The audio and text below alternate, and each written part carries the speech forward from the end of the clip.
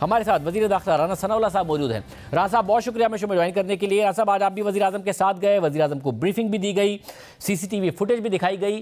कैसे एक हसास इलाके में और वार्निंग्स के बावजूद, थ्रेट अलर्ट के बावजूद ये दहशतगर्द हमलावर पहुँच गए?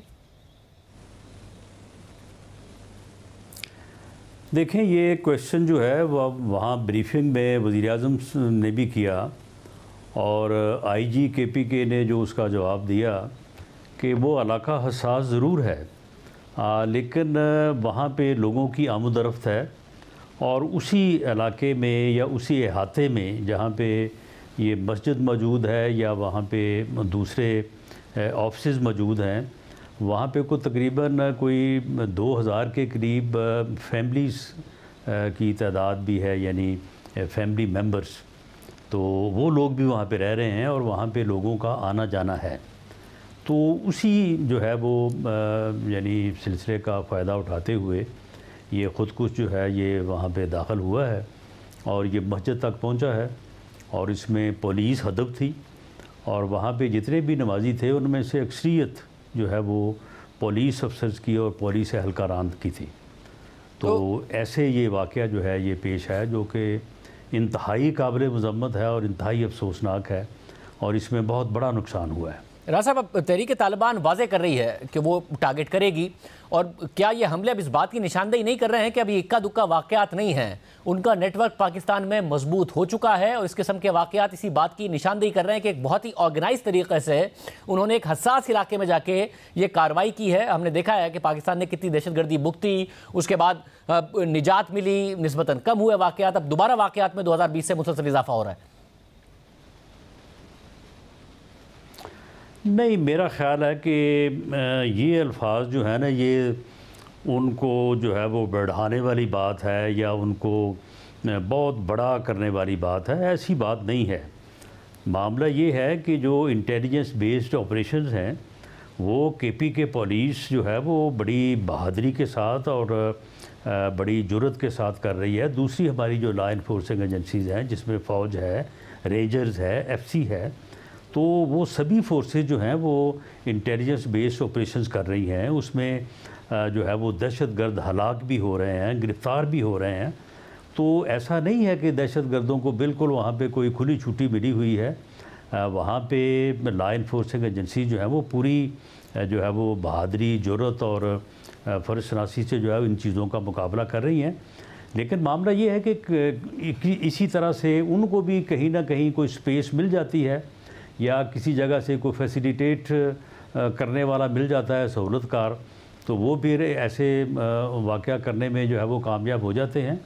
लेकिन जो इंटेलिजेंस बेस्ड ऑपरेशंस हो रहे हैं उनकी तादाद ज़्यादा है। मगर राना साहब 2 जनवरी को इजलास हुआ कौमी सलामती कमेटी का, जिसमें फैसला किया गया कि ज़ीरो टॉलरेंस की पॉलिसी होगी, सूबाई एपेक्स कमेटी को बहाल किया जाएगा, CTD को ज़्यादा सलाहियत दी जाएगी और कानून नाफिज करने वाले इदारे बाकायदा कार्रवाइयाँ करेंगे, दहशतगर्दों की पनाहगाहें और सहूलतें फराहम करने की इजाज़त नहीं दी जाएगी। क्या हुआ है उसके बाद? तो हमला करने में कामयाब हो गए? नहीं, तो बिल्कुल नहीं, ये सारा कुछ ही हुआ है, ये सारा कुछ ही हुआ है। CTD की सलाहियत को बढ़ाने के लिए जो है वो फ़ंड्स सूबे ने भी अरेंज किए हैं, वफाक ने भी उसमें जो है वो तावन किया है और इसमें बिल्कुल ज़ीरो टॉलरेंस का फार्मूला जो है वो पेश नज़र है। और ये आपने पिछले दिनों में देखा होगा कि जब एक थाने के ऊपर उन्होंने कब्ज़ा किया था या जरगमाल बनाया था तो उनके मुतालबे को तस्लीम नहीं किया गया, बल्कि उनको हलाक किया गया, जबकि उनकी तादाद जो है वो कोई 35 के करीब थी।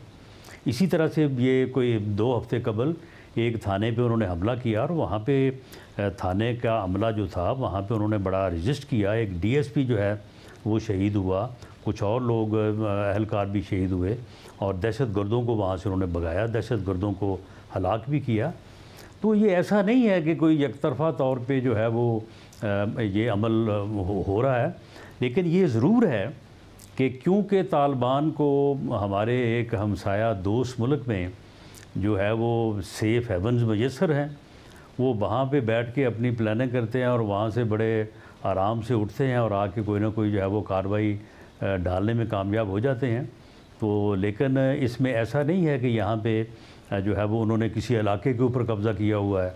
मगर राजा साहब, ये तो हकीकत है ना कि गुज़िश्ता हुकूमत में सूरत हाल नहीं है। साबिक वज़ीर-ए-आज़म इमरान खान तो कह चुके हैं कि जब तालिबान की वहाँ हुकूमत आई तो उन्होंने कहा कि जी पाकिस्तानी तालिबान को कि वो वापस जाएं, फिर हमें पूरा रीसेटल करने का उनको प्लान कर रहे थे। मगर जो रियासती इदारे हैं वो भी रिजीम चेंज ऑपरेशन में लग गए, तवज्जो उनके ऊपर से हट गई, उनको रिहेबिलिटेट करना था और अब ये कार्रवाइयाँ हो रही हैं। तो ये जो केस है उसको तो खुद साबिक वज़ीर-ए-आज़म कमज़ोर करते हैं कि वो तो मौजूद हैं यहाँ पर, उनको तो रिहेबिलिटेट करने के लिए लाया गया था तालिबान को। नहीं, ये पॉलिसी जो है ये मैं ये नहीं कहता कि इसमें कोई बदनीति होगी। हो सकता है कि नेक नीयत के तहत ही ये शुरू की गई हो, लेकिन ये पॉलिसी जो है ये गलत साबित हुई है। अफ़गान यानी जो टीटीपी के लोग थे, तहरीक तालिबान पाकिस्तान के, उनके मतलब जो ये समझा गया कि वो टीटीए के से अलहदा कोई चीज़ हैं और जिनके मतलब समझा गया कि उनके साथ मुज़ाकरात करने के बाद उन्हें कानून के ताबे लाया जा सकेगा, उनको हथियार रखने पे आमादा किया जा सकेगा और वो दोबारा जो है वो अपने मुल्क में आके एक लॉ अबाइडिंग सिटीज़न के तौर पे ख़ुद को कानून और आइन के जो है वो ताबे करेंगे।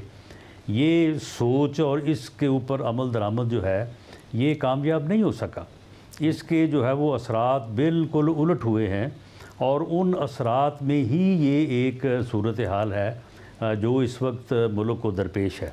लेकिन अब जब इसके जो है वो अपोज़िट या इसके मुखालिफ पॉलिसी जो है वो अपनाई जा रही है तो इसमें कुछ थोड़ा वक्त ज़रूर लगेगा, लेकिन आप ये देखेंगे कि इसमें जो है वो कामयाबी जो है वो इंशाअल्लाह ताला हर कीमत पे होगी, क्योंकि इसमें एक जो बहुत बड़ी बात है जिसको हम शायद एक्नॉलेज नहीं कर रहे और हमें एक्नॉलेज करना चाहिए कि पहले ये था कि तालिबान जो थे वो मिक्स हुए थे लोगों में और ये पता नहीं चलता था कि कौन तालिबान है और कौन जो है वो तालिबान नहीं है।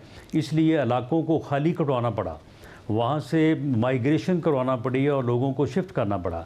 अब ऐसी सूरत हाल नहीं है, किसी इलाके में उनकी रिट नहीं है, किसी इलाके में उनका कब्ज़ा नहीं है, आम आदमी और लोगों की रिजेंटमेंट है। ये सब तो पिछले दिनों में आपने देखा साहब होगा क्या आगे, क्या इलाके में हज़ारों की तादाद में लोगों ने जुलूस निकाले, तो ऐसे हमले प्रोटेस्ट किया। तो इस वक्त जो है ये सूरत हाल जो है वो बिल्कुल मुख्तलिफ है पहले से। मगर वो जो प्रोटेस्ट था वो रियासती पॉलिसी के भी खिलाफ था, जिस तरीके से उनको रिहेबिलिटेट किया जा रहा था वो उसके भी खिलाफ था। आप खुद भी कह रहे हैं कि वो पॉलिसी नाकाम हो गई है, तो अब हल क्या है? अगर जो आ गए उनको से कैसे निपटेंगे? अफगानिस्तान के साथ मामला कैसे रेज करेंगे? क्या कोई ऑपरेशन पाकिस्तान करने का इरादा रखती है रियासत पाकिस्तान?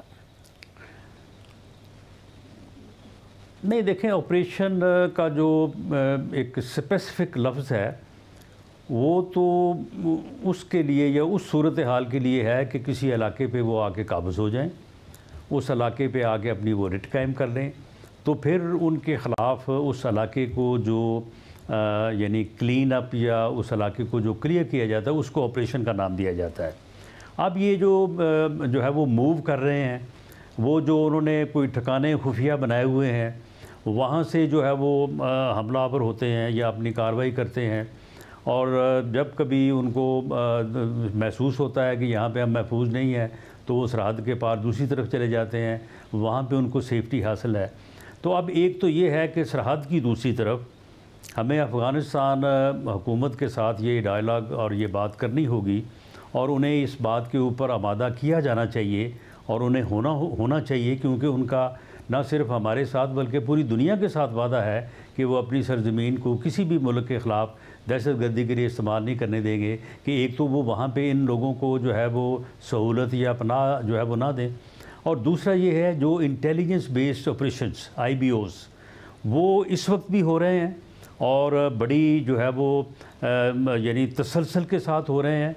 आप आए दिन सुनते हैं कि वहाँ पे जो है वो दहशतगर्दों को हलाक किया गया, गिरफ़्तार किया गया। हमारे नौजवान जो हैं वो फ़ौज के भी और दूसरी लॉ इन्फोर्सिंग एजेंसीज़ के वो भी शहीद जो है वो अपनी कुर्बानियाँ पेश कर रहे हैं। उनकी तादाद को बढ़ाया जाए और उनको पूरी यकसुई के साथ जो है इस अंदाज़ में किया जाए कि इनके जो भी ठिकाने या जो भी इनकी यहाँ पे अपना इनकी ताकत है उसको जो है वो ख़त्म किया जाए।